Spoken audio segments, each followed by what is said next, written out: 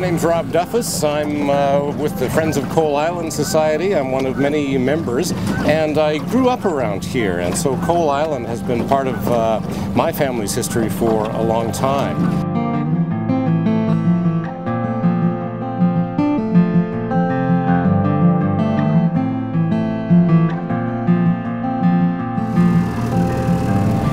Tell me a little bit about the cleanup and restoration efforts over the last few years.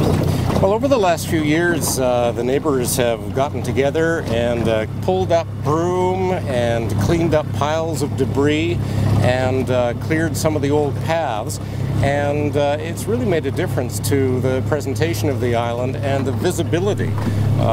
One of the functions of the Friends of Coal Island is kind of a neighborhood watch, and now there are a lot of eyes and a lot of binoculars on the island, and when people see something amiss, they're pretty quick to call fire, police, or bylaw officer, or whatever is required. Hi, I'm John Rogers. I'm a councillor with the town of View Royal. I'm the council liaison for the Friends of Coal Island.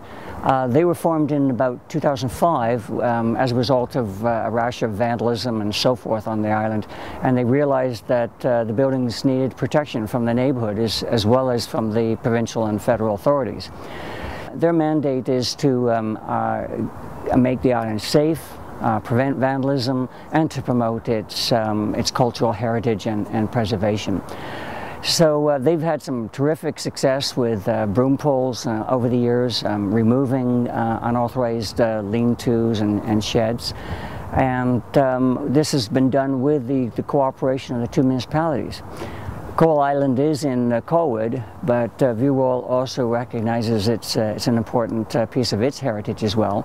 So the municipalities are cooperating well with the Friends and making sure that we all do our bit to preserve this vital and important piece of heritage. Yeah, people might be surprised to learn that there are naval buildings on Coal Island tucked right up in the north end of Esquimalt Harbour. Why are they so far from the dockyard? What's their function there? The reason they were placed so far away from the dockyard is because they were designed to contain the gunpowder that was on board the ships when they arrived at the dockyard. If a ship accidentally blew up and its magazine was full of gunpowder, it would destroy the whole infrastructure that kept the Royal Navy at the time afloat. So as soon as the ship arrived, its gunpowder stores would be taken off, put in a small boat and taken up to Coal Island where they'd be housed.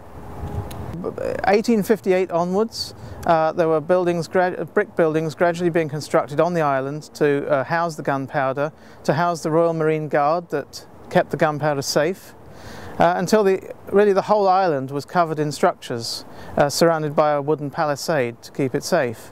And inside these structures the powder would be kept in barrels, and when it arrived on the island often it was unstable, and later on when gun cotton arrived it would be unstable, and it would be dried out in a boiler house on the end of the jetty before it was even allowed on the island. So some very dangerous practices went on there, and a high likelihood of an explosion.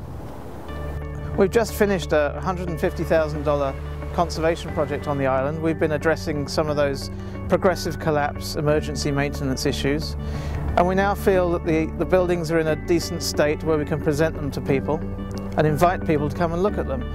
And how does this site form part of a vibrant, livable community? What role is it going to take?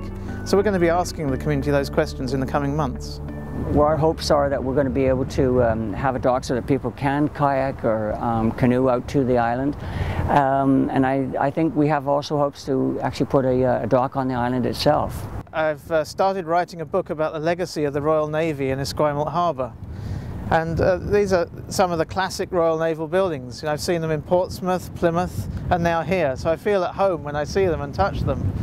And recently, we've been doing a project on the island, we discovered that the guardhouse, built in 1858, is probably the oldest colonial masonry building in the province.